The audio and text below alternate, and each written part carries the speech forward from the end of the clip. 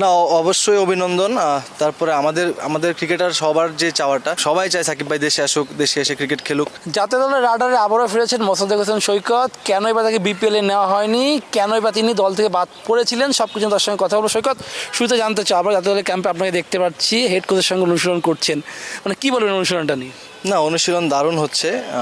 ঈদের আগেও একটা ক্যাম্প করেছি, সো খুবই ভালো প্র্যাকটিস হচ্ছে। তো এই ক্যাম্পটাতে আমরা সবাই খুব চেষ্টা করতেছি ফিটনেস নিয়ে কাজ করার।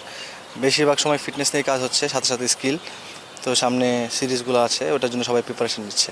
হেড কোচ কী বলছেন, আপনাকে কীভাবে অ্যাডভাইস দিচ্ছেন, আপনার ব্যাটিং বলেন বোলিং বলেন? না দেখেন, এখানে যারা প্র্যাকটিস করতেছে আমার মনে হয় যে এই সবাই ওই 2027 ওয়ার্ল্ড কাপের বিবেচনাতে চিন্তা করে প্র্যাকটিসটা হচ্ছে। তো এখান থেকে যারা ভালো করবে আশা করা যায় এখান থেকে হয়তো বা ওয়ার্ল্ড কাপ টিমটা হবে। সৈকত, বিপিএলের টিম থেকে কেন আপনাকে ওই প্লেয়ার ড্রাফটের বাইরে রাখা হয়েছিল, কারণটা পেয়েছিলেন? এখন তারা বোর্ডে নেই, এখন আপনার কোনো কিছু বলতে বাধাও নেই। না, আসলে বলতে বাধা নেই এর মানে এই না যে বলতেই হবে বিষয়টা। এটা আসলে এটা আপনারাও খুব ভালো করে জানেন। সো এই ব্যাপারে আমার আমি চেষ্টা করেছি সবসময় এগুলো থেকে দূরে থাকার, এবং আমি এখন পর্যন্ত সেই চেষ্টাই করতেছি। সবসময় পজিটিভ ফ্রেম অফ মাইন্ডে প্র্যাকটিস করার চেষ্টা করেছি, খেলার চেষ্টা করেছি, সেটাই করতে থাকবো এবং প্র্যাকটিসটা কন্টিনিউ করতে থাকবো। বললেন প্র্যাকটিস কন্টিনিউ করবেন। আমরা যখন গণমাধ্যমে কাজ করি, আমরা রিপোর্ট না করতে পারবেন, খারাপ লাগে, কাজ খারাপ। যখন প্লেয়ার যখন মাঠে খেলতে পারছেন না, বিপিএল আপনার সামনে হচ্ছে, আপনাকে অনেক মানে অভিযোগ দেওয়া হচ্ছে। সেই অভিযোগের পরে আপনি বিসিবিতে প্র্যাকটিস করছেন, তখন তার কোনো ব্যাখ্যা দিয়েছিল কী কারণে আপনাকে বাদ দিয়েছিল এবং কী কারণে আপনাকে ওই সময় বিপিএল খেলতে দেওয়া হয়নি?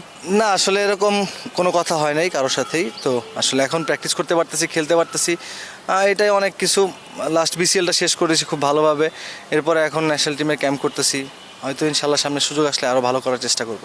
BCB board president Tamim Iqbal ভাই, তাকে কি বলবেন? তার কাছে আপনাদের বাংলাদেশ টিমে দীর্ঘদিন ধরে খেলছেন, অনেক অর্জন আপনার হাত ধরে এসেছে, তার কাছে কি চাওয়া থাকবে? না, অবশ্যই অভিনন্দন।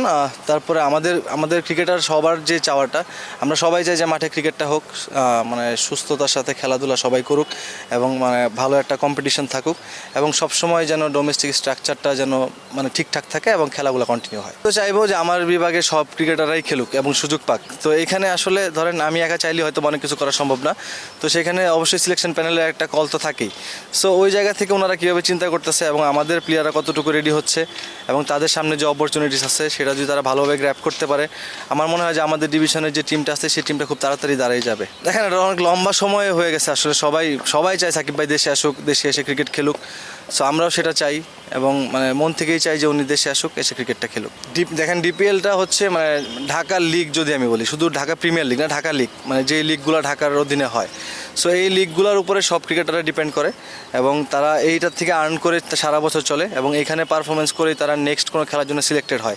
সো এইটা সবচেয়ে বড় আসর ঢাকা লিগ এবং আমাদের জন্য ঢাকা প্রিমিয়ার লিগ। সো এইটার উপরেই সবাই ডিপেন্ড করে, সারা বছরের খরচ থেকে শুরু করে সব কিছু, এবং চেষ্টা করে এখানে ভালো খেলে ন্যাশনাল টিমের রাডারে আসা।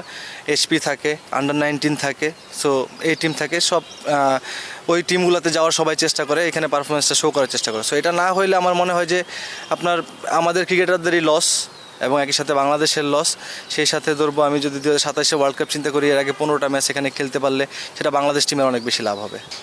আমার যে ল্যাকিংসগুলো আছে সেটা চিন্তা করার চেষ্টাই সবসময় বেশি করি। আসলে আমি কতটুকু ইমপ্রুভ করতে পারি এবং আমি কতটুকু বেটার ভার্সনে আইসা ক্রিকেট খেলতে পারি সেই চেষ্টাটা এখনও করতেছি এবং সামনেও করব।